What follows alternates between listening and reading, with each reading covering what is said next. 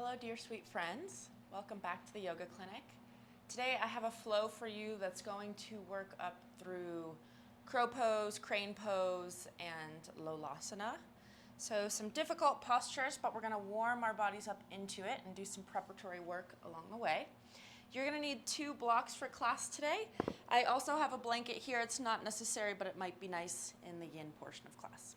So grab what you need and then meet me back on your mat. Okay, so before we start off with movement, I like to start in stillness. So find yourself seated in a comfortable position. Feel the weight of the body.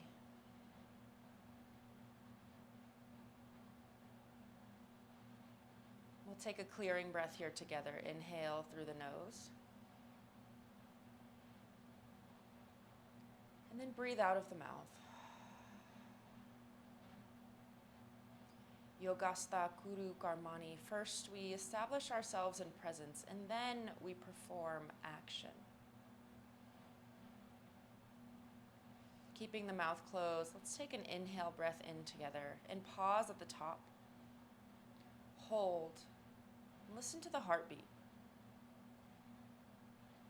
And then exhale the air out of the nose. And pause at the bottom. Listen to the heartbeat. Inhale through the nose. And pause. Tuning into this internal rhythm. And then exhaling. Pausing. Listening. Aligning. And keep going at your own pace here. Inhaling, holding, and exhaling, holding. For whatever interval feels right for you. Getting in touch with our internal rhythm at this moment.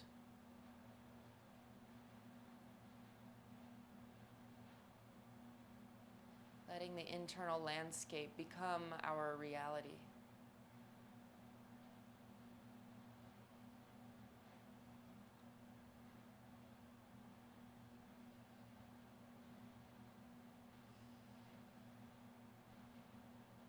Finish up the last cycle that you're on, no rush.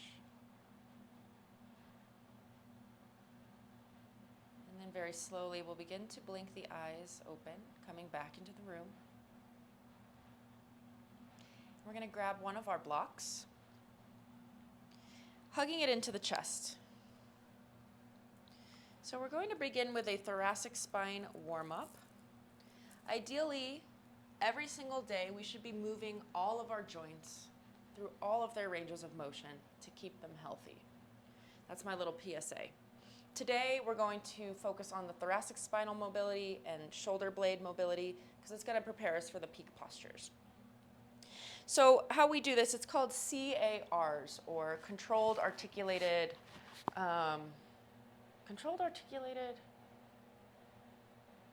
revolution, maybe? I can't actually remember.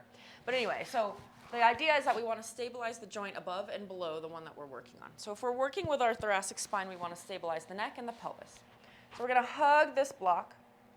We're going to try to keep the shoulders also need to be still.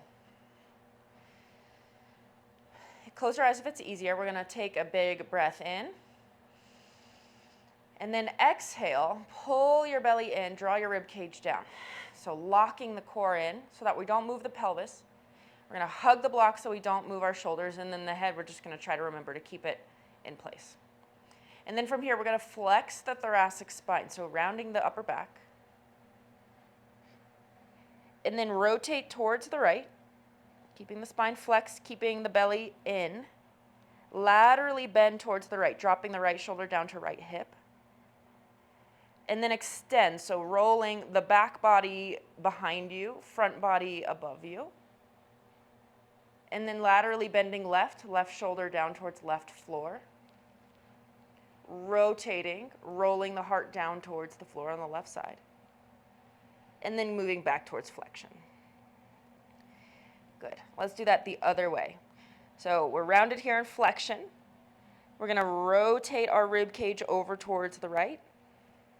Laterally bend, so thinking left elbow down. Then rolling the chest open. This is extension of the upper back. Try to keep the neck still, belly in. Coming into our lateral bending right. Rotating towards the right, closing that left shoulder off. And then coming into flexion.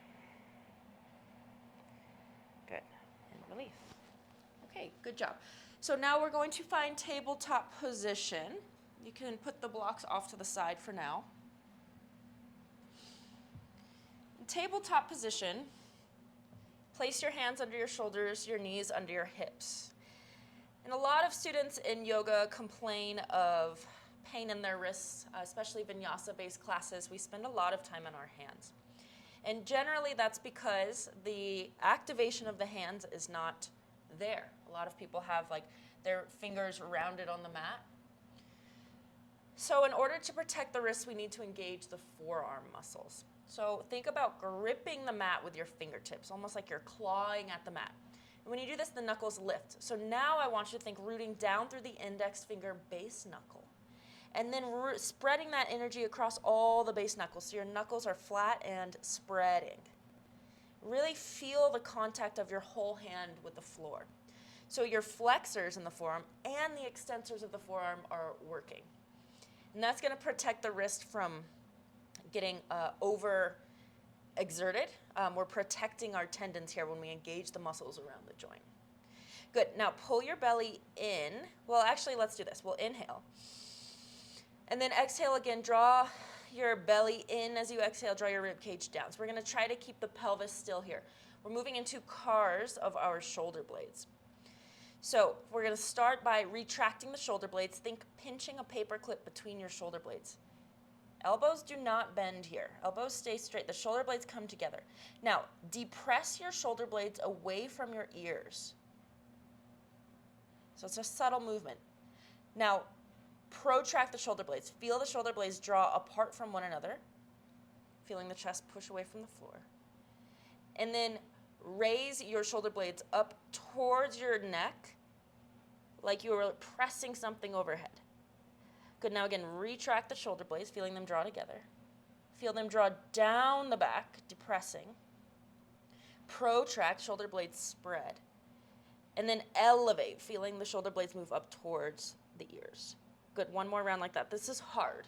If you're doing this correctly, this is difficult, even though it doesn't look like much is happening. Exhale to pull the belly in. Firm up your inner thighs so that your legs stay firm. Pelvis still. And then again, retract, depress, protract, elevate. And then relax. Okay.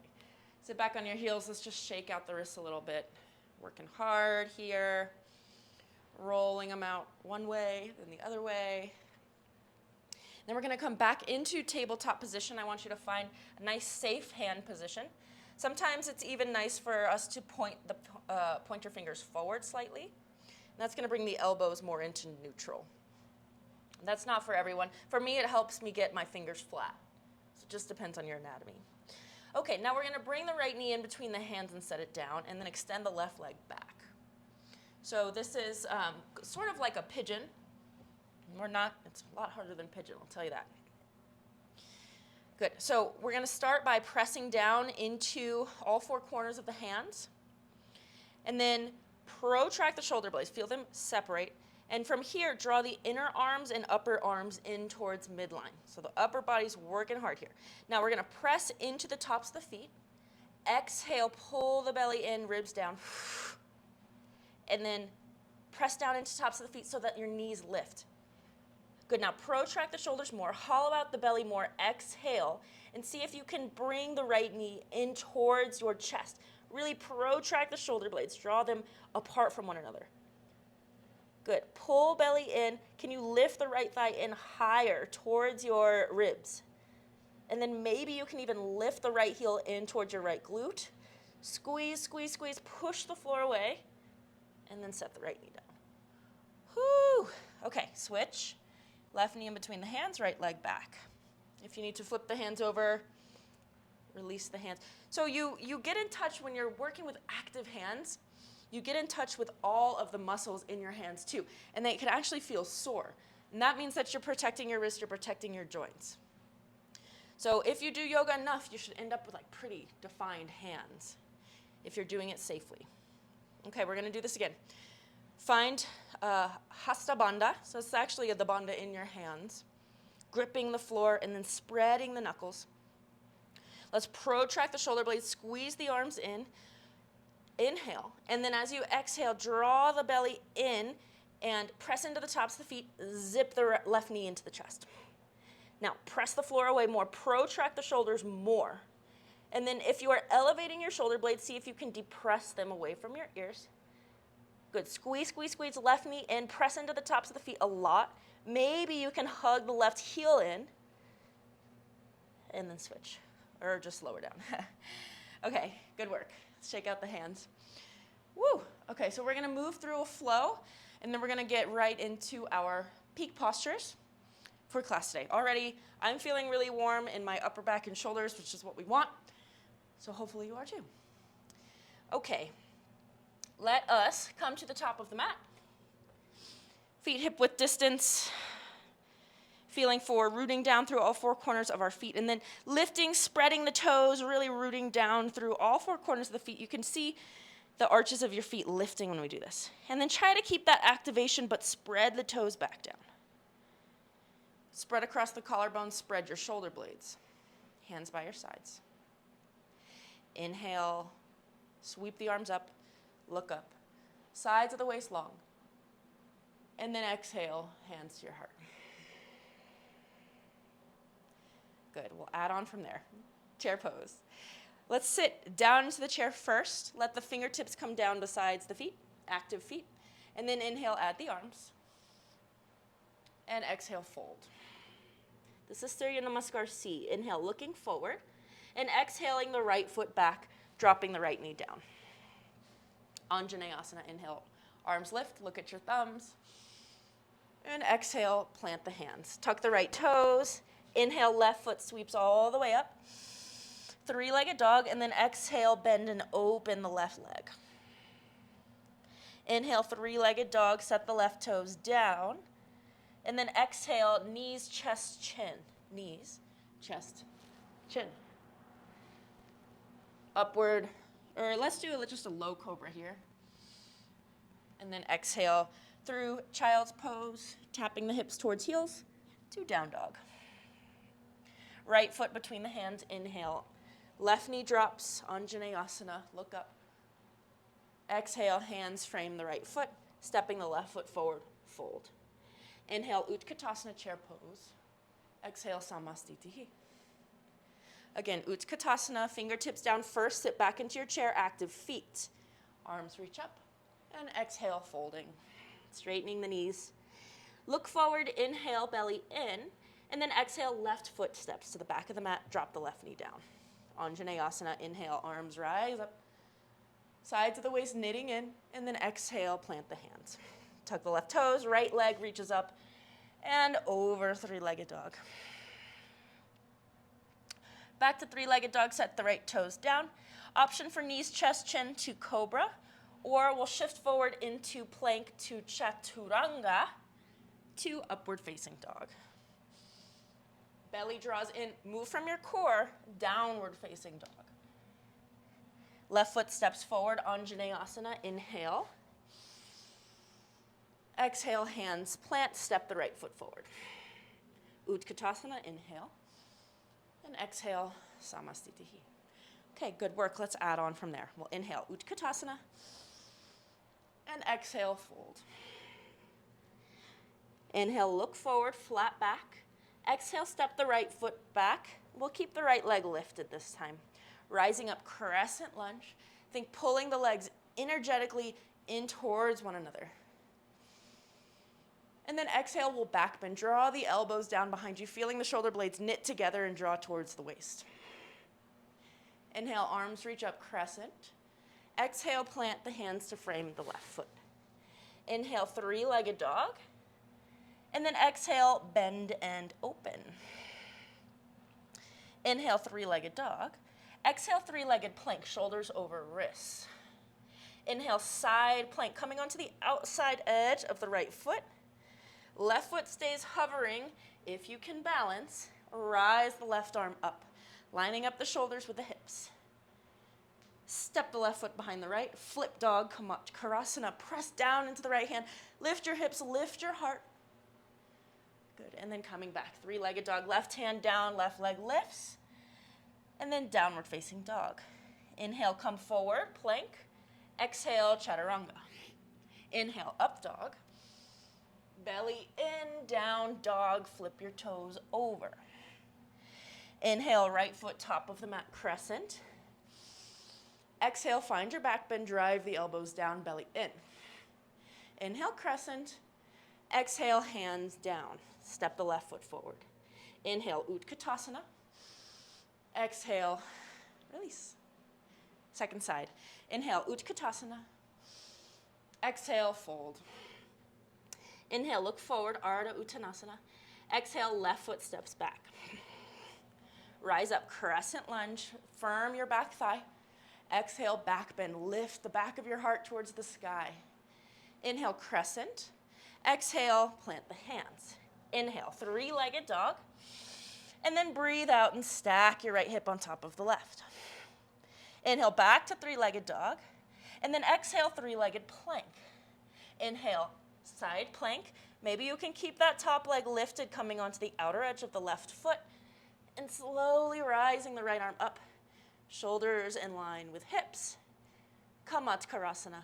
Right foot steps behind the left. Lift your hips, lift your heart. And then flip your dog over, three-legged. Downward facing dog.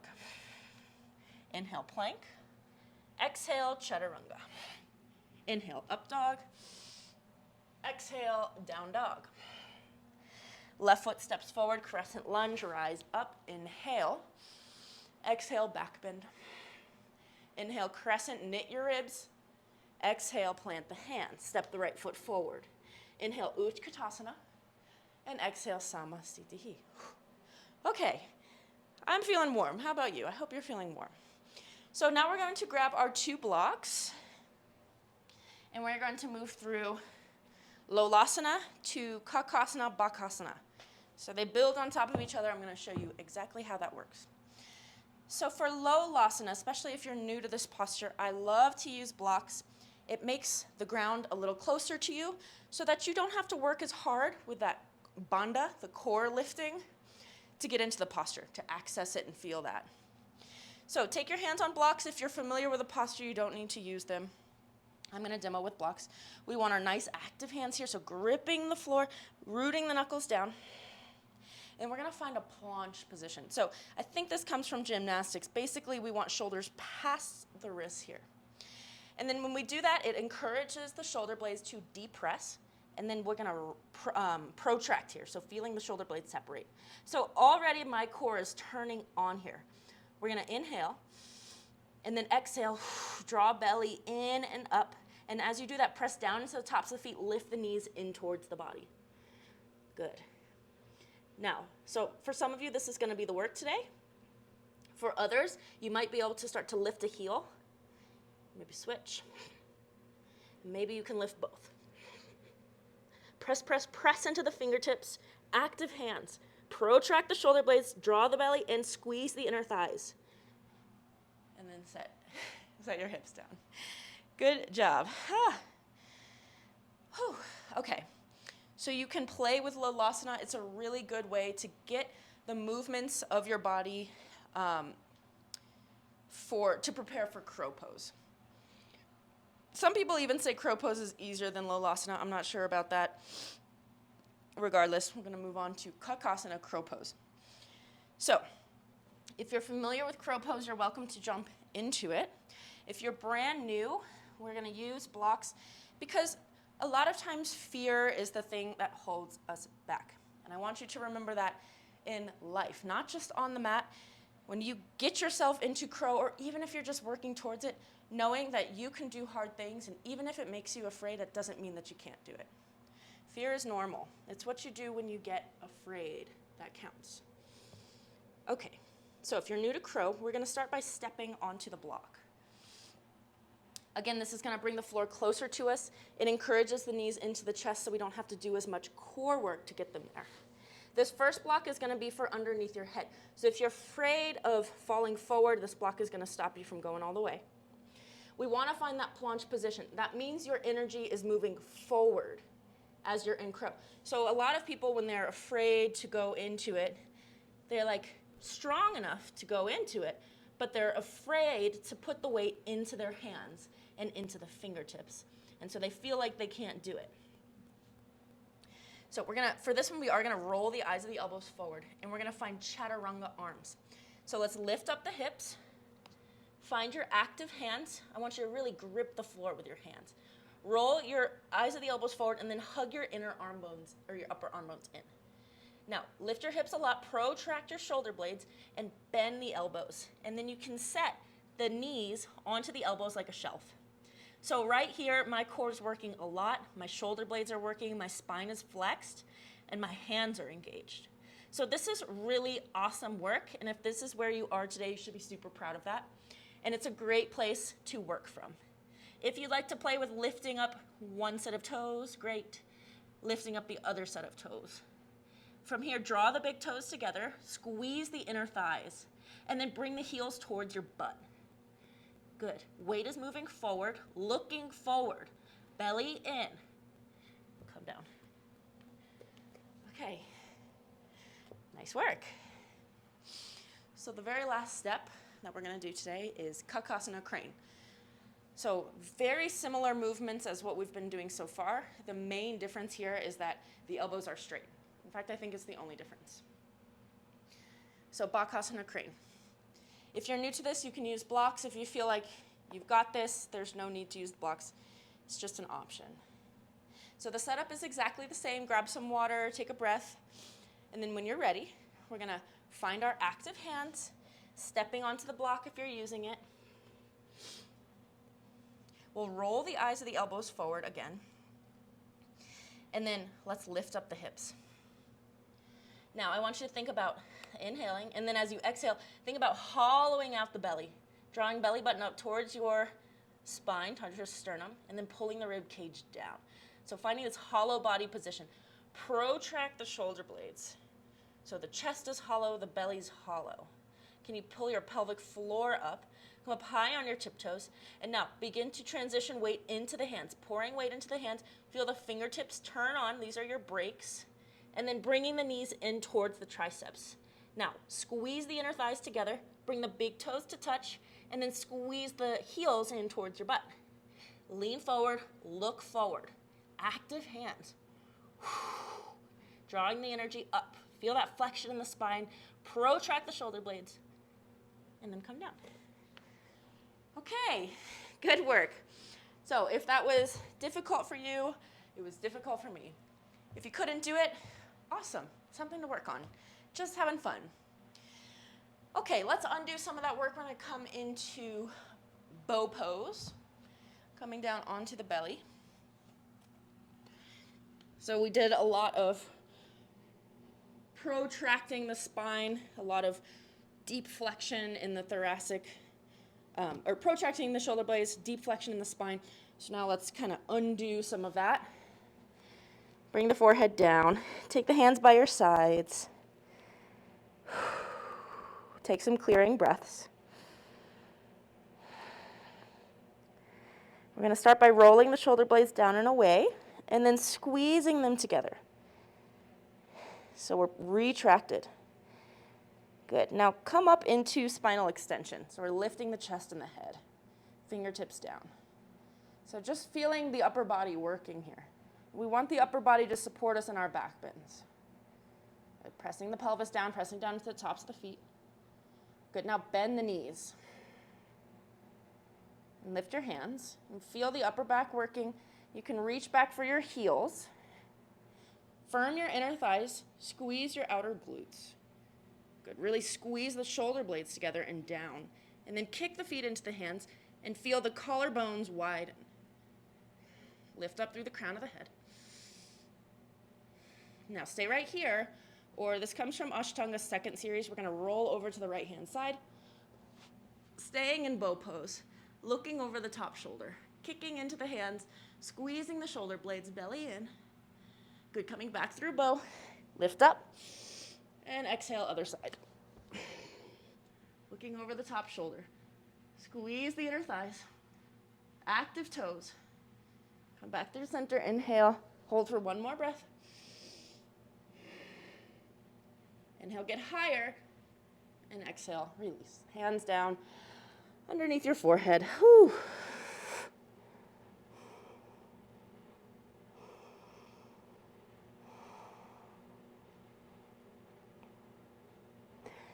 So good. Okay. Hard part's over. We're going to move into yin. So we've been doing a lot of work on the tops of the feet. The first posture we're going to take today is toe cruncher. So let's tuck all the toes underneath us. We'll come to sit back on the heels. Now, for some of us, this is excruciating. There's some options for you if that's the case. So yin postures are not always easy. It takes muscular activation. It's not like you're just relaxed the whole time. But we do want to be able to hold for a few minutes we want to be able to hold for a few minutes. So if this feels like you can't hold it, you can just come forward with your hands and taking some weight off of the toes. Or you can sit onto a block. This is also going to take weight off of the toes and more into the butt. Okay? You can also take breaks. So we're going to be here for a few minutes. Let your hands rest gently in your lap. Close your eyes down. Broaden through the collarbones, broaden through the shoulder blades. Feel the hands, really bringing your awareness into the hands. Feeling that aliveness there, almost like a tingling or a warmth.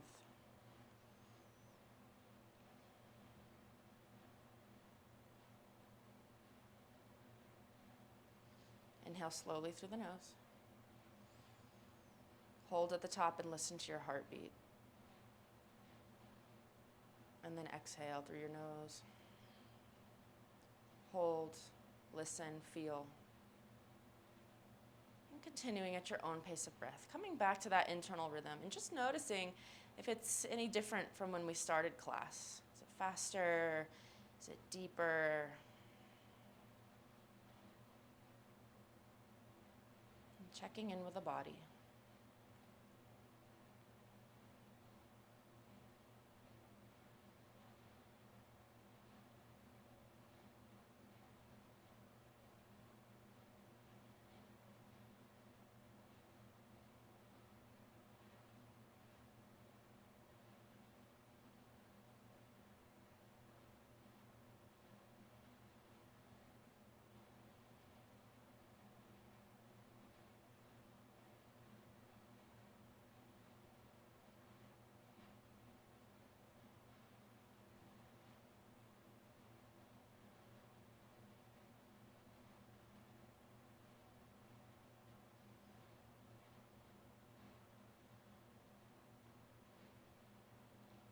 Feeling everything beginning to settle.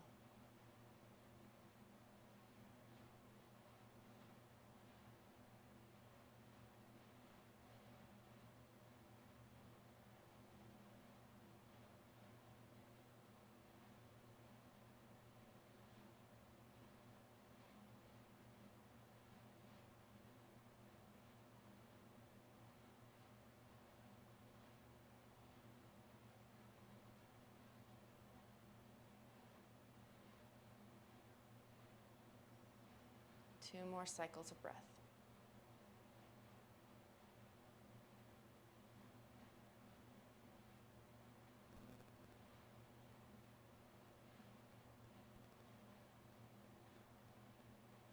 Blink your eyes open. We'll come out carefully. We'll take the hands down, slowly unweighting the toes. And setting the tops of the feet down, you can pat them out a little bit. Pat, pat, pat, pat, pat, pat, pat. Cross at the ankles and sit. Come to face the side of the mat. We'll move into dragonfly. So this is a wide-legged posture. If you have any conditions in your back that prevent forward folding, you're probably used to bending your knees. So you can do that here. You can pad underneath the knees. That's going to take some of the stress out of the hamstrings. If it's more a problem of the anterior tilting of the pelvis, it's a lower back issue, you can elevate the hips, either on a blanket, on a block. I like to use a blanket, it's just a little softer. Good. And then, of course, we'll try to avoid folding if that's an issue for you. Active feet is always cued in more vinyasa style practices. In yin, it's less important. So if it feels nice for you to let your toes flop in or out, do so. And then we'll begin to fold forward if that's working for you. If you can't fold very far forward, I invite you to take your blocks and stack them so that you can make a pillow for your head. And then we're in yin, so it's fine if your back wants to round. Shoulders sag.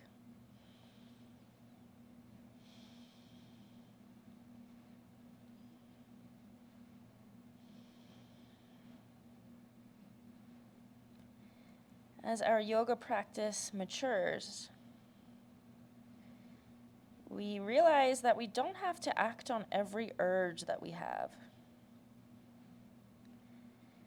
We'll have an urge to fidget, an urge to think about something, or even an urge to go to the deepest expression of the posture. These are all just thoughts. It's not an order. We're not going to go to jail if we don't act on them. And so through yoga, we learn that we can just watch those urges arise.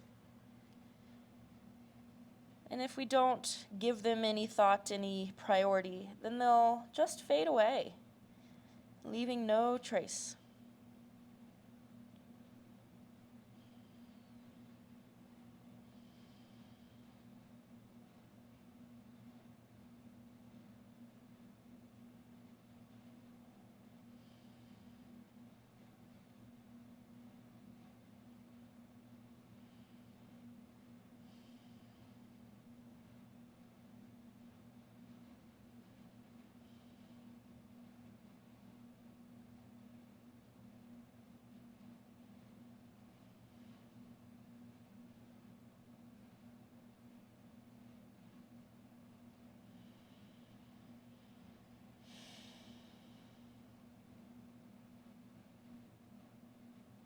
Let's take a few more breaths here.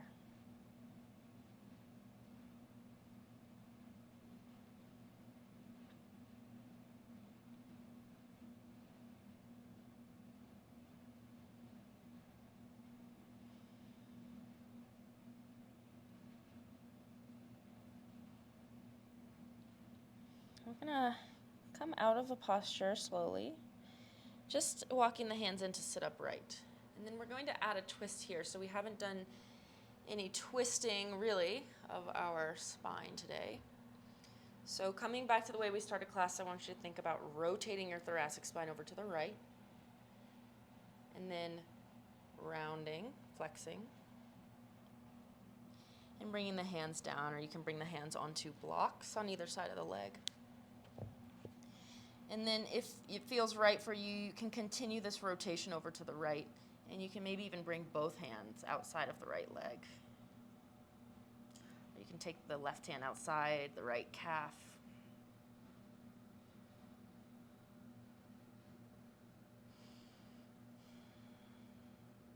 And if this is like too much, you can always bring the opposite leg in. So you can fold this left heel in towards the groin.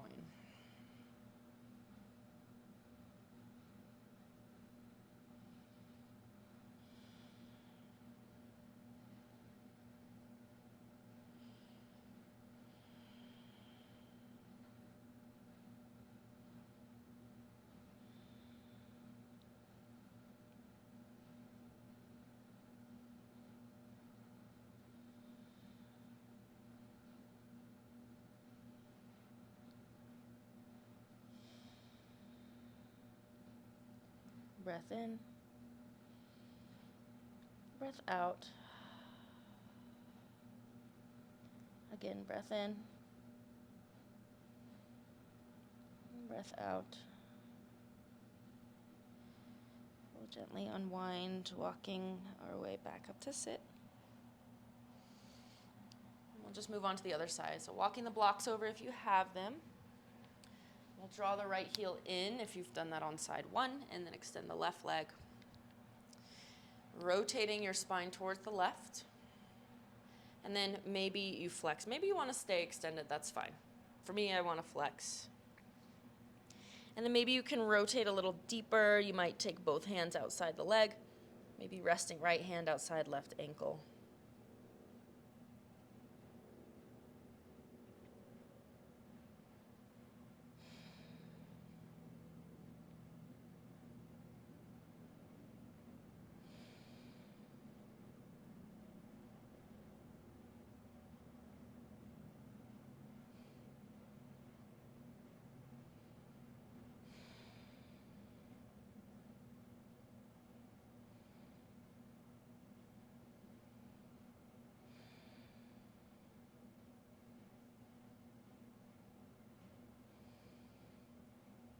Take your last breath cycle here.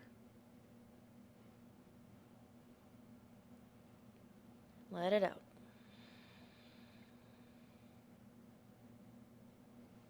Slowly reverse your steps. Good. We'll bring both legs in. We're going to transition onto our backs.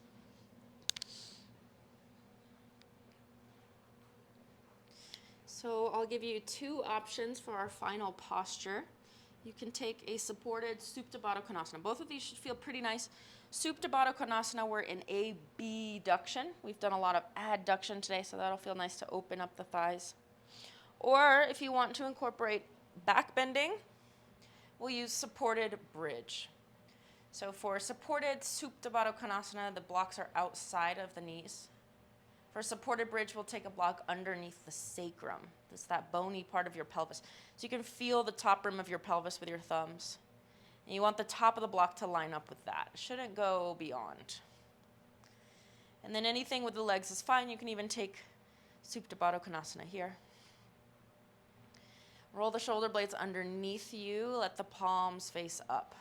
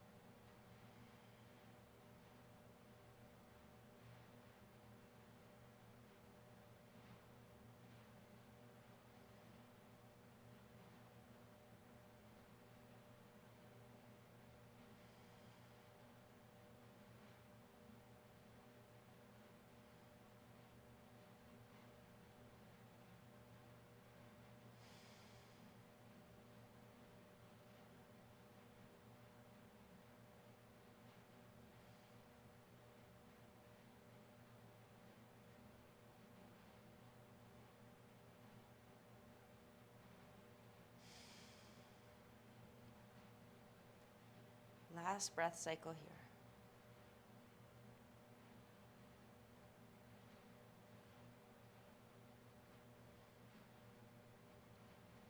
And you can either stay where you are, or you can transition into more traditional shavasana. Extending the legs, extending the arms away from the body. And feeling the body settling. Letting the mind be soft. Loosening any gripping that still remains.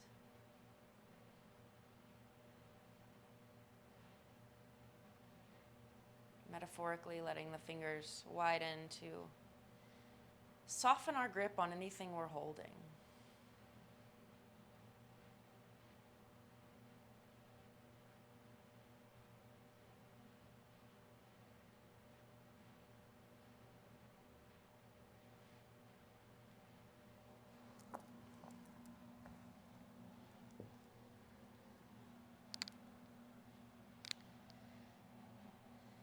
Thank you all so much for going on this yoga journey with me today.